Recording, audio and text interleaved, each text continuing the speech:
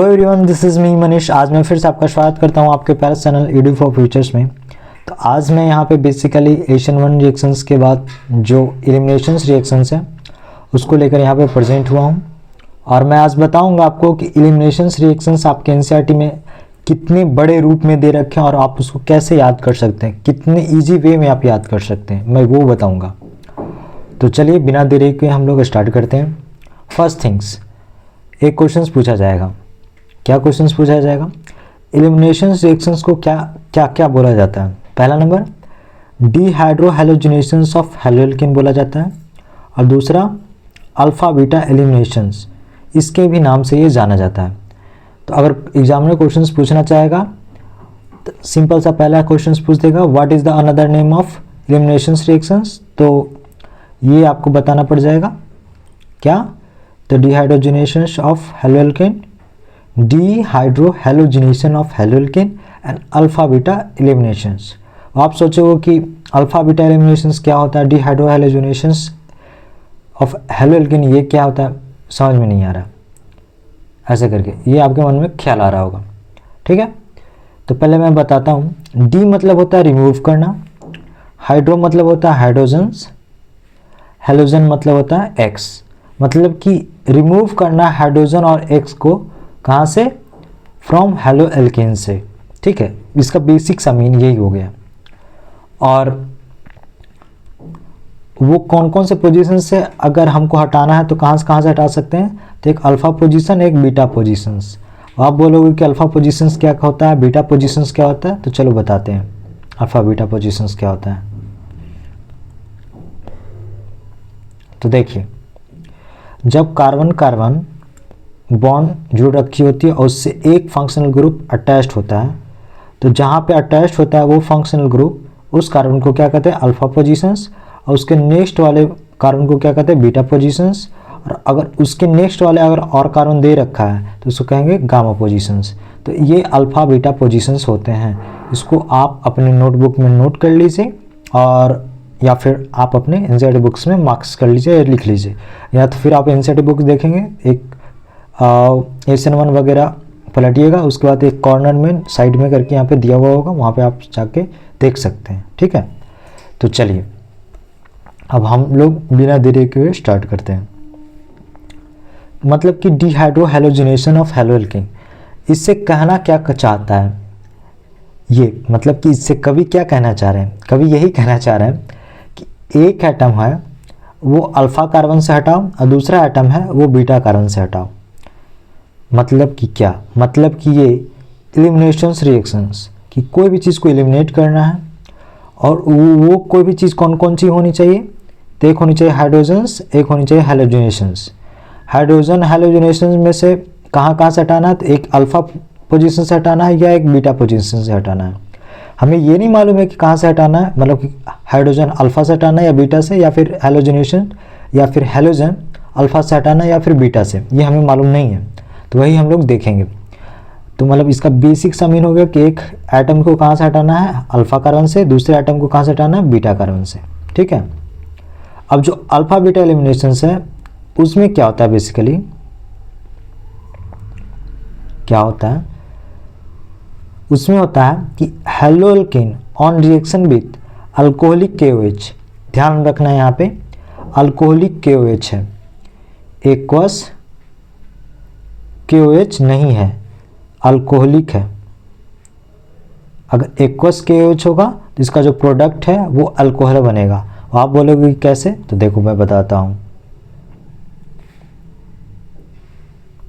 ये देखो यहाँ पे जो KOH है अगर वो रिएक्ट कर रहा है तो वहाँ पे ROH बना रहा है, मतलब कि अल्कोहल बना दे रहा है। और वहीं पे अगर ये देखा जाए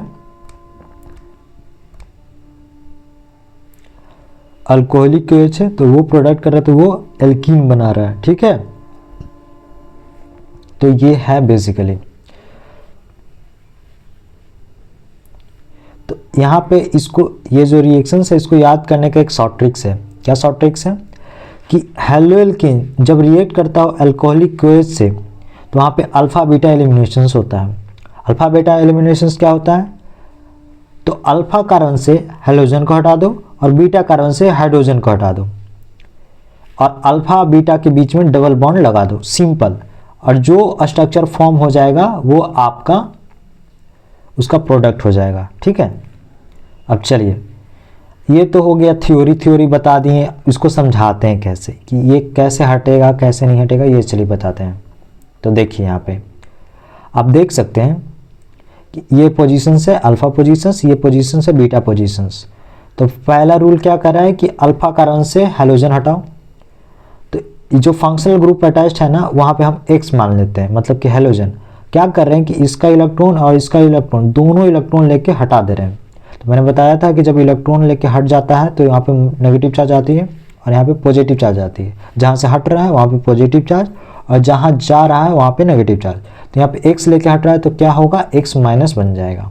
ठीक है, और फिर उसके जो बीटा पोजीशंस है, बीटा पोजीशंस पे क्या लिख रखा है, बीटा कार्बन से क्या हटाना है, हाइड्रोजन को हटाना है। ठीक है, यहाँ पे इन होगा, हाइड्रोजन को हटाना है। तो अब बीटा पोजीशंस पे हम गए, या तो ये वाला हाइड्रोजन हटा ले, ये वाला या फिर ये वाला। ठीक है, तीनों में से कोई एक हटाना है, तो हम यहाँ पे ये वाला कंसीडर कर रहे हैं। चलिए, अब क्या होता है कि जो हाइड्रोजन्स है ना वो दोनों इलेक्ट्रॉन छोड़ के वो खुद भाग जाता है। तो जब दोनों इलेक्ट्रॉन छोड़ देगा तो वहाँ पे क्या होगा, H प्लस होगा, मैंने बताया था। और जब इलेक्ट्रॉन रहता है तो वहाँ पे माइनस रहता है, तो इस पर प्लस चार्ज आ जाएगा क्योंकि ये हट गया और इस पर माइनस चार्ज है। तो क्या चाहेगा, प्लस और माइनस चार्ज मिलके क्या कहेगा कि हम लोग आपस में एक बॉन्ड बना लेते हैं। तो फिर क्या होता है, ये जो बॉन्ड होती है, जो इलेक्ट्रॉन्स यहाँ रहती है वो उठ के यहाँ पे आ जाती है, कार्बन कार्बन के बीच में डबल बॉन्ड बना देती है। क्या होती है यहाँ पे, ये कार्बन कार्बन के बीच में डबल बॉन्ड बना देती है। तो वो कैसे होता है, ये कार्बन कार्बन के बीच में डबल बॉन्ड फॉर्म हो गई। ठीक है, वो आप देखो, ये हाइड्रोजन हट गया तो यहाँ पे हाइड्रोजन है नहीं, ये फंक्शनल ग्रुप हट गया तो यहाँ पे फंक्शनल ग्रुप है नहीं। अब हमको क्या करना है, ध्यान में रखना है कि यहाँ पे क्या जुड़ रखा है। अगर CH3 जुड़ रखा है तो उसको एज इट इज़ हम यहाँ पे लिख देंगे, यहाँ पे लिख देंगे। अगर हाइड्रोजन जुड़ रखा होगा तो हाइड्रोजन लिख देंगे, अगर कोई और चीज़ जुड़ रखा होगा तो वो लिख देंगे। ठीक है, तो आई थिंक आपको चीज़ें समझ में आ गई होगी कि ये बेसिकली काम कैसे करता है और क्या करता है। ठीक है, मतलब कि एलिमिनेशन रिएक्शन का प्रोडक्ट लिखने का यही एक फॉर्मूला है, यही एक शॉर्ट ट्रिक्स है। इससे आप किसी भी चीज़ का प्रोडक्ट लिख सकते हैं, चाहे वो मैकेनिज्म E1 हो या चाहे मैकेनिज्म E2 हो। ठीक है, हाँ प्रोसेस अलग हो सकती है लेकिन जो प्रोडक्ट है इसी वे में लिखी जा सकती है। अब ये भी हो सकता है कि किसी का मतलब कि ज़्यादा स्टेबल ये प्रोडक्ट है, किसी का कोई और ज़्यादा स्टेबल प्रोडक्ट है, ऐसे हो सकते हैं, नो डाउट। बट जो बेसिक्स ऑफ फंडामेंटल अगर देखा जाए तो यही फॉलो होगा, अल्फा कार्बन से हाइड्रोजन हटेगा, बीटा कार्बन से हाइड्रोजन हटेगा, बीच में डबल बॉन्ड लगा दिया जाएगा। कितना जल्दी बोल लेते हो। चलो नाउ नेक्स्ट हम लोग पढ़ते हैं E2 मैकेनिज्म। E2 मैकेनिज्म कुछ नहीं है, लाइक SN2 है। अब आप बोलोगे कि E2 E से हो रहा है, SN2 SN से स्टार्ट हो रहा है। अरे मतलब कि एक तरह से वही है, इसमें भी ऑर्डर 2 होता है, इसमें भी ऑर्डर 2 होता है, इसमें भी मॉलिक्युलरिटी 2 होता है, इसमें भी मॉलिक्युलरिटी 2 होता है, मतलब कि सब में 2 चीज़ें होती हैं, इसलिए मैंने बोला। और प्रोसेस तो अलग है नो डाउट, मैकेनिज्म भी अलग है नो डाउट।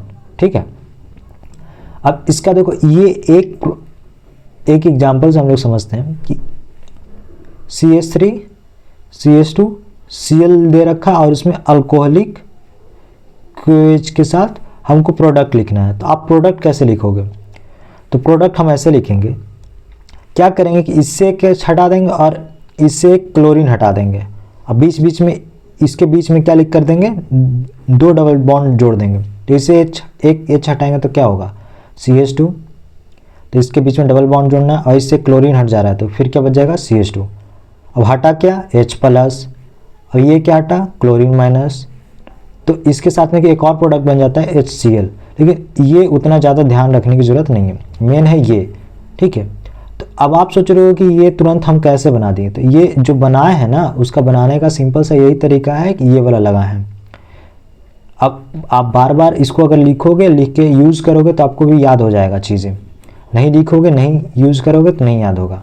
ठीक है, क्या कर रहे हैं सिंपल सा देख लीजिए। Alpha carbon beta carbon, alpha से क्लोरीन हटा दे रहे हैं, क्लोरीन माइनस निकल गया, बीटा से H प्लस हटा दे रहे हैं तो H प्लस और क्लोरीन माइनस मिलकर क्या बना देगा HCl, इसको हटा दीजिए, हमको इससे मतलब नहीं है। ये हटा और बच गया क्या, ये जो इलेक्ट्रॉन्स है ये दोनों के बीच में आ जाती है तो कार्बन कार्बन के बीच में डबल बॉन्ड बच गई। और यहाँ पे एक हाइड्रोजन एक हाइड्रोजन एक हाइड्रोजन एक हाइड्रोजन, इस कार्बन पे 2 हाइड्रोजन, इस कार्बन पे 2 हाइड्रोजन, अनटच्ड है, इसको कुछ करना नहीं है, उसको सेम एज इट इज़ यहाँ पे लिख दीजिए। साथ में क्या बन गया KCl बन गया और H2O बन गया, ऐसे तरह से बन गया। ठीक है, तो ये होता है, मतलब कि ये मैकेनिज्म होता है E2 मैकेनिज्म। E2 मैकेनिज्म में बेसिकली RO माइनस आती है, ये हटती है, इस पर अटैक करती है, क्लोरीन में आती है, या फिर पार्शियल बॉन्ड बनाती है, फिर ऐसे करके ये फॉर्म करती है। तो हमको उतना नहीं जाना क्या हो रहा है नहीं हो रहा मैकेनिज्म, उतना नहीं जाना, बस हमको प्रोडक्ट लिखना आना चाहिए, क्योंकि एग्जामिनर पूछेगा प्रोडक्ट, ये नहीं पूछेगा कि आप कैसे बना रहे हो, कितना स्लो स्टेप कर रहे हो, कितना देर में कर रहे हो, ये सब नहीं पूछेगा। ठीक है, चलिए, तो आपको इसमें ध्यान में क्या रखना है कि हेलोल्किन है, उसमें से अल्फ़ा कार्बन से क्लोरीन हटा देंगे, फिर बीटा से हाइड्रोजन हटा देंगे और उसके बीच में कार्बन कार्बन की डबल बॉन्ड बना देंगे और क्या फॉर्म हो जाएगा, तो CH2, कार्बन कार्बन के बीच में डबल बॉन्ड CH2 ऐसे फॉर्म हो जाएगी। ठीक है, अब इसका एक इम्पॉर्टेंट क्या है, तो इम्पॉर्टेंट है रिएजेंट ध्यान में रखना। इसमें अल्कोहलिक OH है, अल्कोहल को हम लोग C2H5OH भी कहते हैं, इसको इथेनॉल कहा जाता है। कोई दारू पीने जाता है तो ये नहीं बोलेगा कि हमको अल्कोहल दे दो, वो सीधे बोलता है कि हमको दारू दे दो, लेकिन इसका जो फार्मूला होता है C2H5OH होता है, ये फार्मूला है, और KOH है। अगर ये दोनों आपस में रिएक्ट करेगा तो C2H5O माइनस K प्लस ऐसे करके फॉर्म बनता है। और ये आप ना कभी कभी देखोगे कि इस फॉर्म में भी लिखा हुआ रहेगा, इस फॉर्म में भी लिखा हुआ रहेगा और इस फॉर्म में भी लिखा हुआ, मतलब कि तीनों फॉर्म में लिखा जा सकता है। सो अपना ध्यान से रखना है, इसको तीनों को ध्यान में रखना है अपना, कि कुछ भी लिखा आ सकता है आपके एग्जामिनेशंस में, तो घबराना नहीं है। जब भी दिख जाए अल्कोहलिक OH तो प्रोडक्ट बनाओ ये वाली, कार्बन कार्बन के बीच में डबल बॉन्ड और उसके जो किनारे किनारे हैं वो लगा दो, H है तो HH लगा दो, अगर CH3 है तो CH3 लगा दो अपना अकॉर्डिंग इसके अनुसार से, रिएजेंट के अनुसार से। और वहीं एक्वस है, एक्वस KOH है। अब हम बोल रहे हैं जैसे कि देखो एक्वस KOH या फिर NaOH, तो इसका क्या बनाना है ROH बनाना है। और वही अल्कोहलिक KOH हो या फिर NaOH हो तो क्या बनाना है, यहाँ पे एल्कीन बनाना है, CH2 डबल बॉन्ड CH2। अब मान लो कि यहाँ पे CH3 CH2 CH3 ऐसे रहेगा, उसके बाद फिर यहाँ पे कैसे बनाओगे एल्कीन, तो चलो वो हम लोग देखते हैं, क्योंकि ये तो 2 कार्बन के बीच का है, 2 कार्बन में इजी है। लेकिन अब क्या है कि जब हम प्रोडक्ट बनाएंगे तो हमको एक कन्फ्यूजन होगा कि हम इसके बीच में डबल बॉन्ड डालें या इसके बीच में डबल बॉन्ड डालें। ठीक है, तो इसी को सॉल्व करने के लिए कुछ रूल्स हैं, कुछ नियम्स हैं, उसको आपको ध्यान में रखना है और उसको चलिए हम लोग बताते हैं। पहले अपना स्लेट मिटा देते हैं। हाँ, अब चले पहले उससे बताने से पहले कुछ फीचर्स देख लेते हैं। फीचर्स क्या हैं, तो देखिए इसका रेट होता है वो 2 चीज़ पे डिपेंड कर रहा है। कौन कौन सी चीज़ें, तो एक हेलोल्किन और साथ साथ में एक अल्कोहलिक OH, दोनों पे डिपेंड करता है, जिसके वजह से उसका जो ऑर्डर होती है वो 2 हो जाती है और मॉलिक्युलरिटी होती है वो भी 2 हो जाती है। जब मॉलिक्युलरिटी 2 होती है तो उसको बाय मॉलिक्यूलर रिएक्शंस कहा जाता है, ध्यान में रखना है। ठीक है, अब चलिए एक बहुत ही ज़्यादा इम्पॉर्टेंट रूल पढ़ाने वाला हूँ। वो आप बोलोगे कौन सा रूल, MR रूल। मैं बोलूँगा नहीं, MR रूल तो हो गया, MR रूल नहीं पढ़ाना है मुझे। फिर पूछोगे कि कौन सा भाई, तो देखो ये रूल का नाम है सेटजेफ रूल और या तो जेटसेफ रूल इसको कहा जाता है। ठीक है, सेटजेफ नाम करके एक साइंटिस्ट थे, वो अपने नाम पे एक रूल बनाए। अगर मैं साइंटिस्ट होता तो मैं अपने नाम पे रूल बनाता। कौन सा रूल, मनीष रूल। और आप लोग जब भी यूज़ करते ऑर्गेनिक केमिस्ट्री में तो इसका मेरा नाम आता ऐसे करके। तो वही पर्पस है कि रूल दिए इन लोगों ने। क्या रूल दिए, चलिए वो देखते हैं।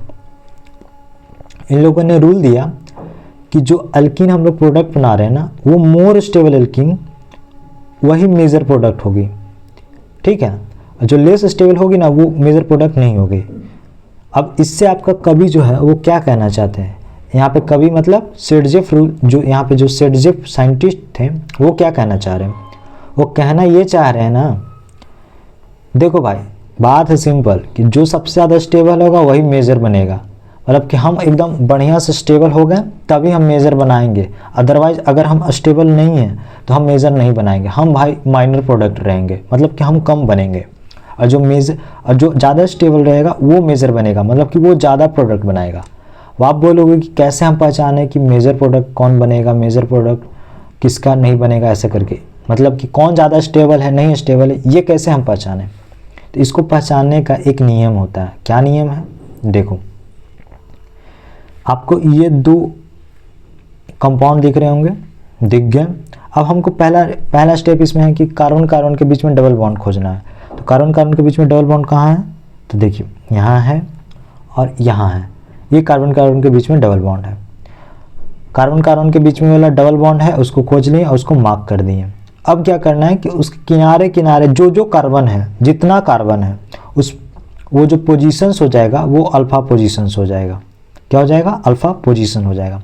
तो देखिए ये कार्बन कार्बन है, कार्बन के बीच से जोड़ रखा है एक कार्बन, इधर भी एक कार्बन और इधर भी एक कार्बन। तो मतलब कि ये तीनों पोजीशंस हो गई ना, अल्फा पोजीशंस हो गई। और इसके बाद अगर CH3 जुड़ा हुआ रहता और ये पोजीशंस पूछा जाता तो कौन होता, ये बीटा पोजीशन होता। लेकिन जुड़ा है नहीं तो हम पूछेंगे नहीं, हमको ध्यान देना नहीं है, ठीक है। तो यहाँ पे कितना हो गया, 1 2 3 अल्फा पोजीशंस हो गया। और आपके इस वाले कंपाउंड में कितने हो गए, तो यहाँ से सिर्फ एक ही कार्बन जुड़ रखे हैं और ये इधर एक कार्बन जुड़ रखे हैं, मतलब कि 1 alpha position 2 alpha position 2 alpha positions हो गए। अब हम ये कैसे बताएं कि मोर स्टेबल एल्कीन कौन है, तो देखिए मोर स्टेबल एल्कीन का एक पॉइंट होता है कि जिसका ज़्यादा अल्फा H वो उतना ही स्टेबल। वो आप बोलोगे कि अल्फा H हम कैसे पहचानें, तो अल्फा H मतलब क्या, कि जो अल्फा पोजीशन पे H जुड़ रखा है वो अल्फा H, सिंपल, नाम से जाओ ना। मतलब कि क्या, मतलब कि ये कि जो अल्फा पोजीशन पे कार्बन है उससे कितना हाइड्रोजन जुड़ रखा है, इधर मतलब कि 3 जुड़ रखा है, इधर भी अल्फा कार्बन है, इस पे कितना जुड़ रखा है, इधर भी 3 इधर भी 3, मतलब कि यहाँ पे कितने टोटल 9 अल्फा हाइड्रोजन्स हैं। लेकिन वही जस्ट बगल वाले में देखो तो यहाँ पे कितने हैं, अल्फा कार्बन पे कितने जुड़ रखे हैं, तो मात्र हम 3 इधर 2 इधर, मतलब कि 5 अल्फा हाइड्रोजन जुड़ रखे हैं, ठीक है। अब आप बोलोगे कि इधर 9 है इधर 5 है, तो हम ये कैसे पहचानेंगे कि मोर स्टेबल एल्कीन कौन सा होगा। तो मैंने बताया ना अभी जस्ट कि जिसका जितना अल्फा हाइड्रोजन उसका उतना ही ज़्यादा एल्कीन स्टेबल। इसको एकदम घोर के पी जाना है कि जिसका जितना ज़्यादा अल्फा हाइड्रोजन उसका उतना ही ज़्यादा एल्कीन स्टेबल, ठीक है। तो अब देखो यहाँ पे कितना है, 9 है, यहाँ पे कितना है, 5 है। तो मतलब कि ये वाला जो एल्कीन बन रहा है ना, ये वाली एल्कीन वो ज़्यादा स्टेबल है।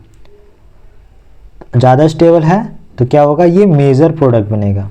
क्या बनेगा, मेजर प्रोडक्ट, ठीक है।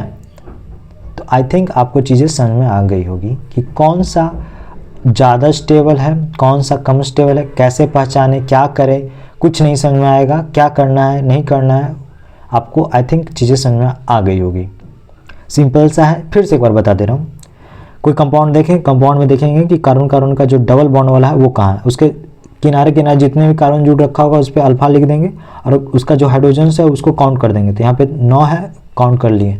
दूसरा हम देखेंगे, दूसरा इसको प्रोडक्ट बनेगा, उसमें देखेंगे कार्बन कार्बन के बीच में डबल बॉन्ड है, उसको मार्क कर लेंगे। उसका जो बगल वाले है उसमें अल्फा अल्फा पोजीशंस लिख देंगे, अल्फा अल्फा पोजीशंस लिख दिए, उसमें जो हाइड्रोजन है वो काउंट कर लेंगे। कितना हाइड्रोजन यहाँ पे हो गया, तो यहाँ पे 5 हो गया, यहाँ पे कितना हो गया, 9 हो गया। मतलब कि जो सबसे ज़्यादा हाइड्रोजन वाला हो गया वही मेजर होता है, जिसका जितना ज़्यादा अल्फा हाइड्रोजन होता है वही ज़्यादा स्टेबल होता है, वही ज़्यादा मेजर प्रोडक्ट फॉर्म करता है। आई थिंक आपको चीज़ें समझ में आ गई होगी और आपको चीज़ें याद हो गई होगी, ठीक है। अब चलिए एक एग्जांपल से समझते हैं फिर से।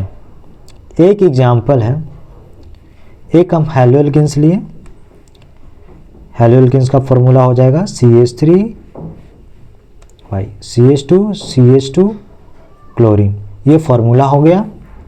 और ये रिएक्ट कर रहा है अल्कोहलिक कोएच से, तो ये कौन कौन सा प्रोडक्ट फॉर्म करेगा, कौन सा सेडजोफ रूल हम लगाएंगे, कौन सा प्रोडक्ट सही बनेगा, खराब बनेगा, कौन सा माइनर होगा, कौन सा मेजर होगा, ये देखना है।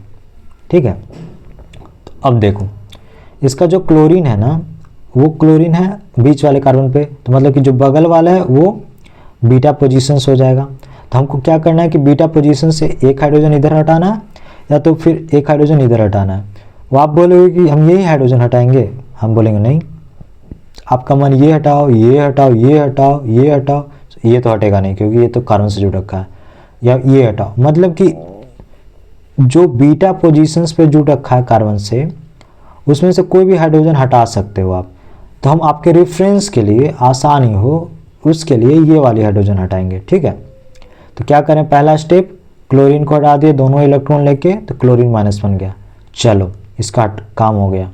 अब दूसरा स्टेप है इसको हटाएं H+ लेकर के। ठीक है, तो जो इलेक्ट्रॉन्स है वो क्या कर रहा है, वो उठ के यहाँ पे आ जा रहा है, तो मतलब कि क्या होगा देखना है, CH2 तो है ही, इन दोनों के बीच में क्या होगा, डबल बॉन्ड आ जाएगा। फिर ये जो एज इट इज है H है वो H रहेगा ही, और साथ में ये जो है ये तो एज इट इज हम लिख ही देंगे, तो CH2 CH3 लिख देंगे। ये कार्बन पे कितना है, 1 2 हाइड्रोजन है तो लिख दिए, फिर CH3 लिख दिए। तो एक प्रोडक्ट तो ये फॉर्म कर गया। ये कब फॉर्म करा, जब इधर वाला हाइड्रोजन हट रहा है तब। अब क्या करेंगे कि इधर वाला हाइड्रोजन को लाएंगे। ठीक है, तो ये जो प्रोडक्ट है ना, हम उसको क्या करते हैं, यहाँ पे लिख लेते हैं। देखो यहाँ पे हम लोगों ने लिख लिया। अब फिर से दूसरा हाइड्रोजन हटाते हैं, ये हाइड्रोजन हटाएं, ये जो इलेक्ट्रॉन्स होगा बचा हुआ वो उठ के यहाँ पे आएगा। तो ये कैसे प्रोडक्ट फॉर्म करेगा कि ये कार्बन के बीच में डबल बॉन्ड आ जाएगा। ठीक है, ये जो एज इट इज़ है लिखा हुआ, इसको तो हम लिख ही लेंगे, CH3 लिख लिए भाई। फिर ये कार्बन है, ये हाइड्रोजन बचा हुआ है, तो मतलब कि कार्बन के पास एक हाइड्रोजन लगा देंगे और बीच में क्या हो जाएगा, डबल बॉन्ड हो जाएगा। फिर कार्बन लिखेंगे, फिर एक हाइड्रोजन बचा हुआ है तो फिर लिख देंगे भाई एक हाइड्रोजन, और उसके बाद फिर ये जो बगल में लिखा हुआ है तो वो हम एज इट इज़ उतार देंगे। तो ये जो प्रोडक्ट बनाना, ये प्रोडक्ट हम एज इट इज़ यहाँ पे लिख दिए। अब हमको दो प्रोडक्ट यहाँ पे फॉर्म हो गया। तो अब हम कैसे पहचानेंगे कि भाई कौन सा मेजर होगा, कौन सा माइनर होगा। तो याद कीजिए, मैंने आपको किसी शताब्दी में पढ़ाया था एक रूल, नाम है सेट-जेफ रूल। ठीक है, सेट-जेफ रूल क्या कहता है, सेट-जेफ रूल कहता है कि more stable alkene is the major product. Simple, more stable alkene is the major product, more stable alkene is the major product. तो ये आपका सेट-जेफ रूल कहता है। तो अब हम इसमें स्पॉट खोजेंगे। क्या स्पॉट खोजेंगे, मेरा पहला स्पॉट है ये कार्बन का डबल बॉन्ड। तो यहाँ पे कार्बन की जो डबल बॉन्ड है वो यहाँ पे प्रेजेंट है। ठीक है, उसके बगल वाले पोजीशन अल्फा पोजीशन हो गए, तो अल्फा पोजीशन पे लिख दिए। देख रहे हैं अल्फा पोजीशन पे कितने हाइड्रोजन है, तो एक 2, तो मतलब यहाँ पे 2 हाइड्रोजन हो गए ये वाली प्रोडक्ट में। अब दूसरे में फिर से क्या करते हैं, फिर से स्टेप देखते हैं। पहला स्टेप क्या है कि कार्बन का जो डबल बॉन्ड है वो देखेंगे, देख लिए ये यहाँ पे है। अब उसके बगल में जितने भी कार्बन है तो वो अल्फा पोजीशन कहलाएगी। उसके हाइड्रोजन काउंट कर लीजिए, कितने हो गए, 6 अल्फा हाइड्रोजन हो गए। ठीक है, मैंने बताया था जिसका जितना ज़्यादा अल्फा हाइड्रोजन वो उतना ही ज़्यादा स्टेबल। तो मतलब यहाँ पे 6 अल्फा हाइड्रोजन है, यहाँ पे 2 अल्फा हाइड्रोजन है, मतलब कि ये मोर स्टेबल होगा और ये लेस स्टेबल होगा। तो जो मोर स्टेबल होता है वो मेजर प्रोडक्ट फॉर्म करता है और जो लेस स्टेबल होता है वो माइनर प्रोडक्ट फॉर्म करता है। ठीक है, तो ये आई थिंक आपको समझ में आ गया होगा कि अगर क्वेश्चंस में पूछ दिया जाए कि इसका मेजर प्रोडक्ट लिखो तो आप ये वाली प्रोडक्ट फॉर्म करोगे, अगर माइनर कहेगा तो ये वाली करोगे, और कहेगा दोनों लिखो तो माइनर और मेजर दोनों, ये ऐसे आप कर सकते हैं। ठीक है, तो आई थिंक आपको यहाँ तक चीज़ों में दिक्कत नहीं आई होगी। तो आप सोच रहे हो कि ये क्या अलग सा नया माइनर मेजर इसमें क्या बना रहे हो। तो देखो, एक होता है आइसोमरिज्म नाम करके। आइसोमरिज्म में होता है एक स्ट्रक्चरल आइसोमरिज्म्स, ज्योमेट्रिकल आइसोमरिज्म्स और कन्फर्मर ऐसे करके। तो यहाँ पे एक आइसोमरिज्म्स है, ये है ज्योमेट्रिकल आइसोमरिज्म्स। मतलब कि ये कि एक बार CH3 इधर रहेगा और एक बार CH3 इधर रहेगा, एक बार CH3 इधर रहेगा, ये जो उठ के ये जो CH3 है, एक सेकेंड, ये जो CH3 है वो उठ के इस पे आ जाएगा, ये वाली कार्बन पे आ जाएगा। ठीक है, क्या है नहीं है हम वो पहले समझ लेते हैं। चलिए, तो ये मेजर प्रोडक्ट तो फॉर्म कर गए। अब क्या होता है कि जब इसका जो CH3 है, इसका जो CH3 अगर दोनों ऊपर रह गया, लाइक इधर देख सकते हो कि इधर ऊपर दोनों रह गया, तो वो सिस फॉर्म कहलाता है, ठीक है। और अगर एक नीचे है और एक ऊपर है तो वो ट्रांसफॉर्म कहलाता है। हम यहाँ हाइड्रोजन से भी देख सकते हैं, मतलब कि ट्रांसफॉर्म होता है ऐसे होना चाहिए और सिस फॉर्म होता है ऐसे होना चाहिए। सिस फॉर्म मतलब कि इधर होना चाहिए, इधर इधर दोनों सेम सेम होना चाहिए, चाहे हाइड्रोजन ले या फिर मिथेन, यहाँ पे CH3 ले रहे हैं, मिथाइल ले, दोनों क्या होना चाहिए, सेम होना चाहिए, ठीक है। और वहीं अगर हम देख लें ट्रांसफॉर्म है तो एक इधर होना चाहिए और एक इधर होना चाहिए, मतलब कि दोनों एक दूसरे के अपोजिट होना चाहिए, चाहे वो हाइड्रोजन्स लें या फिर CH3 लें, ठीक है। आई थिंक आपको चीज़ें समझ में आ गई होगी कि जो अपोजिट वाला है उसको कहते हैं ट्रांसफॉर्म, जो सेम साइड वाला है उसको कहते हैं सिस फॉर्म। अब देखिए, जो ट्रांसफॉर्म होती है ना वो उसमें भी ज़्यादा स्टेबल होती है। किसमें? एक स्टेबल प्रोडक्ट तो है, अब अगर बाई चांस एग्जामिनर डेप्थ में पूछ दे सिस फॉर्म और ट्रांसफॉर्म में, तो आप ऐसे बता सकते हो कि जो ट्रांसफॉर्म वाली होती है ना वो ज़्यादा स्टेबल होती है। अब आप बोलोगे क्यों, रीज़न बताइए भाई। रीज़न इसका क्या है? रीज़न इसका स्टेबिलिटी का सिमेट्री एक चीज़ होती है, बहुत प्यारी चीज़ होती है। सिमेट्री बहुत प्यारी चीज़ होती है जिसके वजह से ये ज़्यादा स्टेबल है। अब आप बोलोगे क्या प्यारी, क्या भैया, हाँ, तो आप बोलोगे क्या प्यारी चीज़ होती है भाई। देखो, प्यारी ये चीज़ होती है कि ये एक सिमेट्रिकल वे में रखा हो, ऐसे करके, ऐसे करके अगर हम बहुत सारा रखेंगे तो इससे क्या पता चलेगा कि ये ज़्यादा स्टेबल हो जाएगा, ठीक है। यहाँ पे जस्ट इसका अपोजिट में देखेंगे तो ये ऐसे रखा हुआ है, तो ये सिमेट्रिकल नहीं लग रहा है। अगर हम इसको बीच से काटेंगे तो ये इधर बड़ा हो जाएगा, इधर छोटा हो जाएगा। और इसको अगर बीच से काटेंगे तो एक तरफ छोटा है, इधर भी छोटा है, इधर भी बड़ा है, इधर भी बड़ा है। अब आप ये नहीं करना कि इधर से बीच से काट देना, इधर से बीच से नहीं काटना, इसको प्लेन से काटना है, एक प्लेन में काटना है। तो जब प्लेन में काटते हैं ना तो वो सिमेट्रिकल कट जाती है, यहाँ पे ये सिमेट्रिकल नहीं कटती है। फिर से एक बार बता दे रहे हैं, ये प्लेन में कटेगा तो यहाँ पे बड़ा वाला हो जाएगा, ये भी इतनी से छोटे से हो जाएगा। यहाँ पे अगर प्लेन में हम काटेंगे तो ये बड़ा है तो ये बड़ा है, ये छोटू सा है ये भी छोटू सा है, मतलब कि ये सिमेट्रिकल है। ये जो स्ट्रक्चर है वो सिमेट्रिकल है और ये स्ट्रक्चर है वो सिमेट्रिकल नहीं है। तो आई थिंक आपको चीज़ें समझ में आ गई होगी। अब ये ज़्यादा सिमेट्रिकल है इसलिए ज़्यादा स्टेबल हो जाएगा। अब ज़्यादा स्टेबल है तो ये मेजर प्रोडक्ट फॉर्म हो जाएगा, ठीक है। अगर एकदम पूरा डेप्थ में क्वेश्चन पूछ दिया तो तब के लिए यही बात है, अदरवाइज ये वाली रूल है ना, ये वाली रूल यही बहुत ज़्यादा है। ये वर्स्ट कंडीशंस के लिए बता दिया हूँ कि अगर एकदम एग्जामिनर बोला कि ना बाबू हम तो बचवा से एकदम गलतियाँ करवा देंगे, तब के लिए ये, ठीक है। चले अब चलते हैं हम लोग। लास्ट फैक्टर जो हमारा है वह नेचर ऑफ बेस, कि नेचर ऑफ बेस कैसा है, लेस बल्कि है या बहुत ज़्यादा बल्कि है, उस पर हम लोग देखते हैं और इस पे हम लोग प्रोडक्ट फॉर्म करते हैं। और इसमें हम लोग एक रूल पढ़ते हैं। आप बोलोगे या फिर आप सोचोगे कि कौन सा रूल, MR वाला, ना सेटजेफ वाला,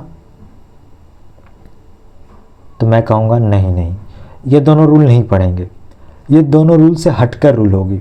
कौन से रूल? तो चलिए देखते हैं। इस एपिसोड में आपके जो नेचर ऑफ बेस है उसके बेसिस पे 2 प्रोडक्ट फॉर्म करते हैं, ठीक है। अब आप कहोगे कि लेस बल्कि और बल्कि ग्रुप क्या होता है, तो देखो लेस बल्कि मतलब क्या हो गया ना कि लाइक जो छोटा हो, लाइक छोटा मतलब क्या, CH3OH CH3C2OH। आप बोलोगे कि भाई मुझे यही नहीं पता चल रहा है कि लेस बल्कि बेस ग्रुप कौन सा हो गया, बल्कि बेस ग्रुप कौन सा हो गया, मतलब बेस मतलब क्या, हमको ये बताओ कि आप बेस मतलब क्या होता है, बेस मतलब क्या होता है, एसिड्स मतलब क्या होता है, अब आप बताओ। तो आप बोलोगे कि एसिड मतलब होता है कि जो H+ आयन देता हो वो एसिड हो गया। तो हम बेस का बता देंगे कि जो OH पर जो OH- आयन देता हो वो बेस कहला जाता है। अब इसका एग्जांपल ले लीजिए ROH, तो ये बेस है? नहीं, ये अल्कोहल है। ध्यान में आपको रखना, बेस हो गया NaOH, KOH, ये सब बेस हो गया, ठीक है। R वाले बेस नहीं होते, ये अल्कोहल होते हैं, ठीक है। आई थिंक आपको चीज़ें समझ में आ गई होगी। तो आपको यहाँ पे देखना है कि जो छोटे वाले बेस होते हैं, जो अल्कोहल होते हैं, उसके साथ अगर KOH आके जुड़ रखा हो तो वो लेस बल्कि ग्रुप कहलाती है, जो लेस बल्कि बेस कहलाती है, ठीक है। अब आप देखो यहाँ पे क्या, कार्बन का 1 है, यहाँ पे कार्बन का 2 है, मतलब कि 1 हो या फिर जो अल्काइल ग्रुप होता है वो 2 हो, बस यही हो तो वो लेस बल्कि कहलाती है। और वहीं जस्ट अपोजिट देखा जाए बल्कि ग्रुप, उसमें होती है ना कि 3 कार्बन का होती है। आप बोलोगे कि ये क्या स्ट्रक्चर है, तो देखो स्ट्रक्चर मैं पहले बता देता हूँ आपको। COH, इधर C, इधर C, इधर T, इधर CH3, इधर CH3, इधर CH3, मतलब कि ये जो कार्बन है, ये कार्बन पे क्या, 1 कार्बन 2 3 मिथाइल ग्रुप जुड़ रखा है। तो क्या हम इसको ऐसे लिख सकते हैं, कैसे? तो CH3, उसके ऊपर में 3 और इधर C, इधर OH, तो क्या हम इसको ऐसे लिख सकते हैं? हाँ, ऑफ कोर्स लिख सकते हैं। तो वही तो यहाँ पे चीज़ लिखा हुआ है, देखिए, कोई और चीज़ थोड़ी ना है, वो तो चीज़ जो है ये वही वाला तो है, सेम ही तो है, ठीक है। तो मतलब ये कि जहाँ पे कार्बन की संख्या बहुत ज़्यादा हो, सिंपल सा, वो बल्कि ग्रुप होता है, वो जो बेस होता है वो बल्कि होता है। और वैसा बेस जहाँ पे कार्बन की संख्या 1 हो या फिर 2 हो तो वो लेस बल्कि कहलाता है, ठीक है। अब हम क्या करेंगे कि जब कोई रिएक्शंस होगा, लाइक देखो ये एक हेलोल्किन्स लिए, अब उसमें क्या है कि अगर ये दे रखा होगा तो वहाँ पे लेस बल्कि वाला जो प्रोडक्ट होगा वो फॉर्म होगा, और यहाँ पे अगर ये दे रखा होगा ना तो वहाँ पर जो बल्कि बेस वाला होगा प्रोडक्ट वो फॉर्म होगा। अब लेस बल्कि वाला प्रोडक्ट क्या होता है, अब बल्कि बेस वाला प्रोडक्ट क्या होता है वो देखते हैं, ठीक है। तो देखिए, जो मैंने अभी लास्ट में थोड़ा देर पहले आपको बताया, क्या बताया कि जो सेडजेप प्रोडक्ट होती है वो मेजर प्रोडक्ट फॉर्म करेगी। मतलब कि सेडजेप प्रोडक्ट मतलब कि क्या होती है कि जो मोर स्टेबल एल्कीन होती है वो मेजर प्रोडक्ट कहलाती है, ठीक है। तो यहाँ पे जो लेस बल्कि बेस आके अगर अटैच हो रहा है, लेस बल्कि बेस है ये वाली, तो वहाँ पे हम सिंपल सा सेडजेप प्रोडक्ट वाला जो रूल है वो लगा देंगे। वहीं अगर जो लेस बल्कि है वो लेस बल्कि ना हो बल्कि बल्कि हो, मतलब कि बहुत बड़ा हो, बहुत बड़ा मतलब कि क्या, 3 कार्बन वाला हो, वहाँ पे as you can see here, देखो 3 कार्बन वाला है, तब हम क्या लगाते हैं, तो ये मेरा इंपॉर्टेंट चीज़ है, ठीक है। तो इसमें क्या होना चाहिए, अल्काइल ग्रुप लार्ज होना चाहिए या फिर नाइट्रोजनस बेस होना चाहिए। नाइट्रोजनस बेस क्या है कि पिरिडीन हो या पायरोल हो या अल्काइल अमाइन हो। अब ये सब एमाइंस वाले जो चैप्टर्स हैं उसमें पढ़ेंगे। ऐसे पिरिडीन वगैरह का स्ट्रक्चर अगर आप देखना चाहें तो मैं बना देता हूँ, ऐसा नहीं है कि मुझे नहीं आता, आता ही है, बट तब पर भी बनाने से क्या फ़ायदा जब आपको समझ ही ना है। ऐसे करके ये पिरिडीन का स्ट्रक्चर हो गया, वैसे ही पायरोल का स्ट्रक्चर हो जाता है, पायरोल का हो जाता है मतलब कि 5 कार्बन वाले हो जाते हैं, ऐसे करके ये पायरोल का स्ट्रक्चर हो जाता है। मतलब कि इस वे में चीज़ें होती हैं जो आपको ध्यान में रखना है। 3 चीज़ आप ध्यान में रखो, जब आप एमाइन वाले चैप्टर पढ़ लोगे तो आपको ये चीज़ें अपने आप समझ में आ जाएगी, अभी बस आपको ध्यान में रखना है। तब हम क्या करते हैं कि वहाँ पे एक हॉफमैन प्रोडक्ट नाम करके एक रूल होता है, जो कि हॉफमैन प्रोडक्ट होता है, वो वहाँ पे लगाते हैं। अब आप बोलोगे कि मुझे नहीं समझ में आया, मैं समझाया ही कहाँ भाई, मैंने अभी कुछ समझाया नहीं, कुछ नहीं समझाया, मैंने तो अभी जस्ट नाम बताया कि हॉफमैन प्रोडक्ट क्या होता है, कि यहाँ पे जो हॉफमैन प्रोडक्ट वाली जो रूल होती है वो लगती है।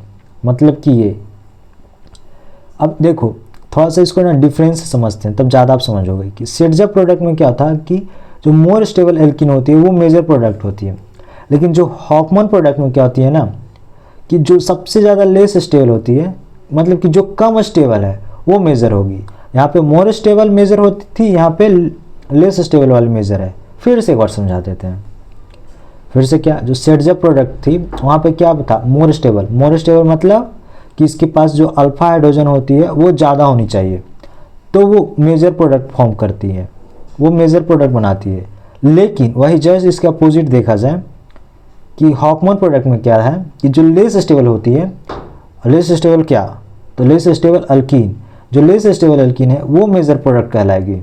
ठीक है, तो अब मतलब इसका मतलब क्या है कि जो अल्फा हाइड्रोजन होनी चाहिए ना वो कम होनी चाहिए, जो कम वाला अल्फा हाइड्रोजन हो गया ना वो हॉफमैन प्रोडक्ट कहलाते हैं। ठीक है, तो ये कहाँ लगेगा, तो ये वहीं लगेगा जहाँ पे बल्कि जो बेस होती है वो बल्कि होनी चाहिए। ठीक है, आई थिंक आपको ये दोनों में डिफरेंस समझ में आ गया। अब चलिए मैं एक एग्जांपल से समझाता हूँ।